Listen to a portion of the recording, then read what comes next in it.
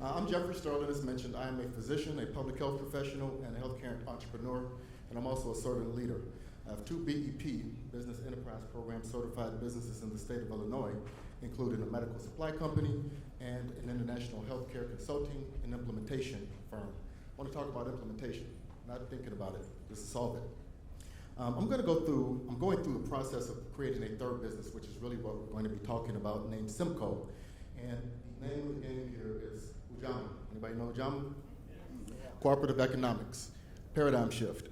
In telling this story, I would be remiss if I didn't point out first that I, in general, and we collectively are greatly appreciative of everybody that's in this arena. There are a lot of good people doing a lot of good things and making a lot of good efforts. However, we need to acknowledge the fact that we've fallen short in some very significant ways. I'm going to speak about my own experience trying to be involved in this paradigm. I spent about $300,000. Healthcare, 17%, that's what that number is. If you're not trying to make money in healthcare, you're not really trying to make money. It's the biggest part of the economy outside of what we do with the military. 1 out of every $6 in the United States is spent there. Tremendous business opportunities. That money is being spent somewhere. So with state Medicaid expansion in the state of Illinois, there were tremendous opportunities, and I decided to get involved in that. I wear many different hats, as I mentioned, and the opportunities were fantastic to do so. So after spending about $300,000 and getting absolutely zero opportunities in procurement by working through the processes of the managed care organizations that had been given $13 million by the state of Illinois, I decided that there needed to be a better way. Now, you guys got sad, I can hear it in the audience, but it's okay. I actually would have thought that something was the matter with me. Something may have been problematic with my business approach. However, I'm a pretty successful guy. I'm doing business all over the world. As a matter of fact, I'm literally living here to get on a plane to Kenya to meet with the Minister of Health over in that country. I've done business on 5 continents and 40 states, so I'm doing pretty good. And I also knew that I was doing okay talking to those managed care organizations, because even though they weren't giving me procurement contracts, the stuff that I had been talking about them in pursuit of these procurement contracts, sure enough, were showing up on their websites and in their business offerings. So go figure. Does this sound familiar to anybody? Okay, thank you. So, the long and short of it is that I also have another position in the state of Illinois. I know Lynn is laughing at me because I actually live in Texas, but I spend a lot of time in Illinois, which is home. I actually serve as the chair of the Illinois Black Chamber of Commerce's Health Industry Group, and did the same for the Dallas-Fort Worth Minority Supplier Development Council. And in doing that, I oversee the interest and activities of almost 100 different black businesses that are looking to participate in the process. And this story is repeated again and again and again. I actually reject the paradigm.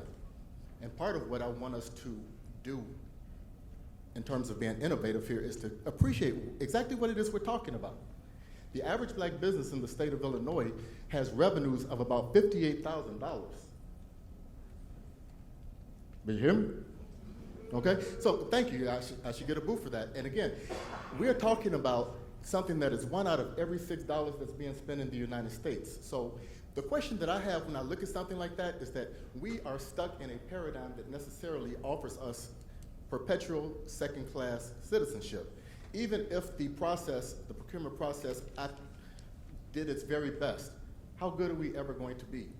The name of the game that I ask about is, how are we going to build a bridge that allows us to move from subcontractor status to becoming primes? That's when you can start talking about diversity, inclusion, and equity, which is the ultimate name of the game.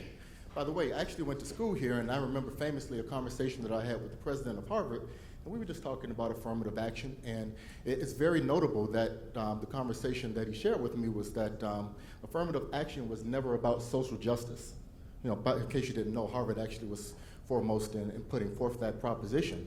And the name of the game really is that in a multicultural, ever more diverse country, if you are going to maintain greatness in your country, then you're going to have to empower all of the citizens. It is simply in the best interest of the country that all of the citizens, all of the participants are able to perform at some level of greatness. So the idea of affirmative action, diversity, inclusion, equity, is much more selfish in the true spirit of capitalism than just the noble process of these folks have been discriminated against, let's give them a hand up. Food for thought. So the ongoing efforts, by the way, this was back in 2014 when I actually got an opportunity to speak before the Business Enterprise Council and tell them my stories of woe about how I was trying to participate in the process, and theoretically I should be someone that you would want to participate because my success elsewhere suggested that I should be able to be successful in the state of Illinois. So what? Kept going. A couple of years later, same type of thing. Hard stop. Meanwhile, the state of Illinois is having its own problems. They spend about $29 billion a year, a lot of money, on Medicare. $13 billion a year on state Medicaid expansion, rolled out with the Affordable Care Act. They used to have 13 different managed care organizations, insurance companies, if you will, that implemented the process. That number is now down to 5. Illinois itself has a capacity problem, okay? And that, in many ways, even before there were just 5 managed care organizations, there were healthcare disparities that existed. On the programmatic side of things, healthcare disparities affect communities differently. They're the realization of disproportionate amounts of infirmary and disease, all things being equal, and they're usually due to access, cost, and quality considerations. So there's this health crisis that's burgeoning in urban and rural Illinois that nobody is really addressing, and all the while the insurance companies who tend to deal with private pay patients more so than public patients, Medicare, Medicaid, are starting to exit because they're not making enough money. So there you go. Now, they should have been thinking about this anyway, because the truth of the matter is that the public health data actually suggests to you that when you're talking about public health considerations, best outcomes are actually produced by offering culturally sensitive and, when possible, culturally specific solutions. Let me talk to you about South Africa. I actually have a medical supply interest over in South Africa, opened it up a few months ago. I talked to folks over there. Again, I get to talk to ministers of health in the U.S. Embassy all over the world. It's pretty fun to see how different folks approach healthcare. And the conversation there was, well, how did you transition from apartheid to what you're doing? They have something called the BEE, nice coincidence. But the long and short of it is that their approach to diversity, equity, and inclusion, and again, check off your bingo boxes, and this is the take-home message, is they said, just do it. They said, to hell with procurement. It's kind of deep. Their approach was, starting today, there will be no business administered unless 80% of the money, not a goal, 80% of the money has to flow through the hands of Africans.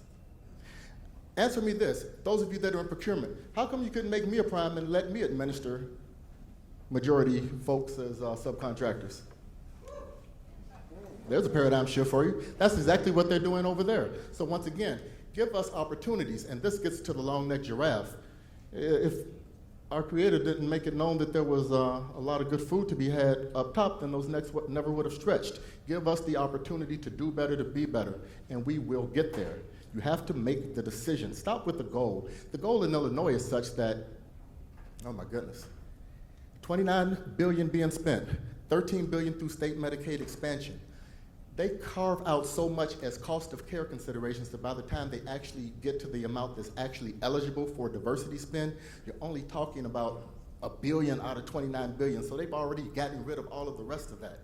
The amount that's being spent in the African American community, wait for it, 0.045%, less than 5/100th of 1%, folks. That's $5 million out of $29 billion. This is real. So here I am. I know better. Keep in mind what I actually do. I am an implementationalist. I run a healthcare consulting. I didn't tell you all the things that I do, but I run a lot of different types of healthcare businesses. So meanwhile, I have access to, and I'm in Boston, I say this all the time, so I have to say it here.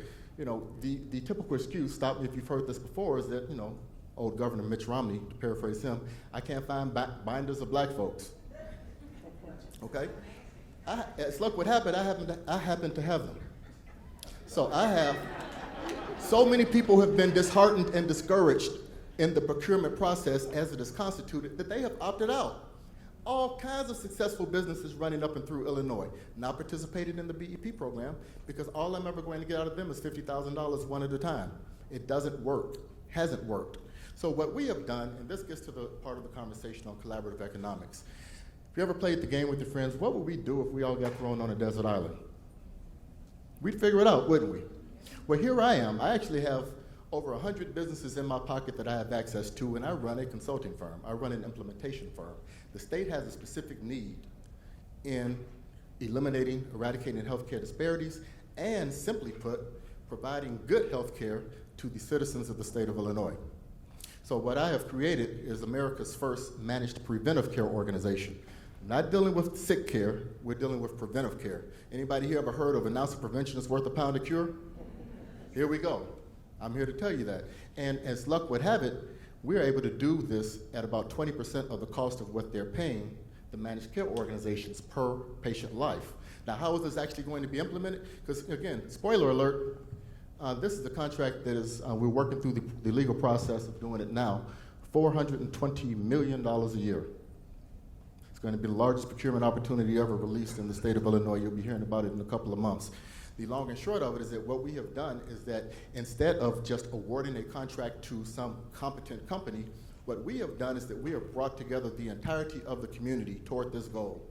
And we have looked at a dozen different attorneys. Can you imagine if you were starting an insurance company, you need regulatory, you need OIG compliance and med-mal and all these other types of things. So we have a dozen different attorney firms. We have IT, we have public health, media, marketing, the entirety of an entire community's business strength. As a matter of fact, I heard AGB, they're actually there as well.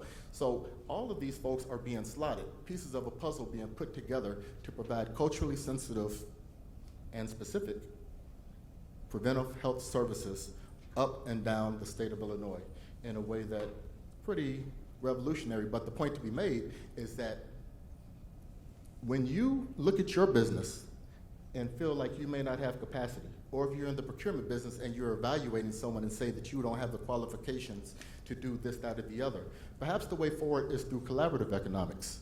We call them joint ventures, but what if you actually put a group of different businesses together and created capacity in that manner instead of just looking to incrementally grow one business by giving them a $50,000 contract this year, a $100,000 contract next year. What we will do, we will provide the support services for at least 100 businesses who will each have contracts in excess of $1 million each. Last gentleman was talking about creating, I think we got 1/10 of it covered already in terms of producing $1 million companies. The point of the matter is that just do it. We're going to put them in the frying pan, and we are then going to surround them with the technical expertise, with the financial resources to come up. We're going to make great businesses legendary, we're going to make good businesses great, and we're going to allow a lot of startups to get in and learn how to be good by providing those services. We're going to create what we're calling, as a matter of fact, this was my thesis at Harvard, as luck would have it, that was a long time ago, and I'm actually being able to realize it now. We're going to be creating what's called health and human service centers up and down the state, where we look at the social determinants of health in a way that would allow them to be better stewards of their own care. It's about empowerment, folks, because today you only see your doctor once a year and for 15 minutes. What are you supposed to do all the rest of the year? Now is the time that you need to learn how to be better stewards of your own health care. With this coronavirus thing, if you knew beforehand, I love it not because for any other reason other than people were really taking advantage of it to become empowered. People are finally learning how to wash their hands. You may even be able to eat beer nuts one day at a bar. So, the take-home messages here are quite simple, folks. If you're overseeing an agency, a governmental or corporate entity, try to appreciate that culturally sensitive projects are often best performed if they're led by culturally sensitive and culturally specific individuals. Please think about that. If I don't have the expertise, let me be the face of the project, and I should be intelligent enough to surround myself with individuals who have the requisite expertise to fill in the gaps. Instead, everybody acts like banks. Nope, we're not going to give you anything unless you have 2 years of past experience. Where am I supposed to get the experience? Not going to give you a loan unless you have such and such an asset. Well, last time I checked, dirty little secret, every entrepreneur I know has horrible credit because we can't get the financing. Can we have that conversation? So again, please take these things into consideration and do better. If you are responsible for procurement, try to appreciate. Procurement is as procurement does. The specific means by which this is occurring in Illinois, has anyone here heard of a sheltered market? It is a proposition by which if discrimination has been demonstrated, then you are compelled to move past the old RFP process and to go directly to the target entity, and you are allowed to circumvent the normal process. The 6-year deficit in the state of Illinois for all the money that didn't come specifically to the African American community is $6 billion. Now, that number, I said we were getting about $5 million a year. That represents about 1/5 of what our Latino brethren are getting, and about 1/20 of what white women are getting in the BEP, the supposedly diversity program. So, the point to be made here is that just do it. And again, if you can create sheltered markets, that actually occurred through legislation in the state of Illinois, that's fine. And allow for some sole source opportunities to go to either qualified businesses of any stripe and via collaborative efforts. Again, the concern is, well, what happens if something is misappropriated or mismanagement? You write the contract. Put in place whatever checks and balances need to be put in place to ensure success. We all want this to succeed for the citizens of the states that we're serving, for the businesses, and for the future, because this is about preparing for a better tomorrow. And finally, if you are a vendor, excellence requires no excuses, and excellence requires no apologies. Get better, do better. You know where your voids are. Again, after 20 years in business, I had the absolute pleasure of humbling myself to be beat down, just kidding, to learn from one of the best business individuals in Dallas, and I took it. And she was real and she was raw, and it was a beautiful thing, and I appreciate it more than I could possibly tell you. Look for opportunities like your local Chamber of Commerce, your local Minority Chamber of Commerce, your local Minority Supply Development Council. All of this, don't relegate or segregate yourself off into a corner. Excellence is where it is, and it does what it does. Embrace that, because the country, the people that you want to serve, need you in order to compete. So just kind of keep these things in mind. Look for present value for the clients we want to serve based on not just your product line, but the overall needs. And believe me, if we just get past this theoretical goal things, that's where the BS is. It gets kind of nebulous. Oh, I have a goal. And this is, the contracts for the managed care organizations in Illinois. They have goals. They've never met the goals. They've never been penalized for the goals, because the catch-22 is that if you penalize them, they may pull out, and that might exacerbate the void, and then the state might end up having to administer these programs themselves with the ever-spiraling healthcare cost. Can't do that. Be bold enough to make actual targets and enact them by specifically empowering and awarding individuals that look like those that are disadvantaged. Thank you, guys. Hope I didn't run over time. You're doing good. Thank you.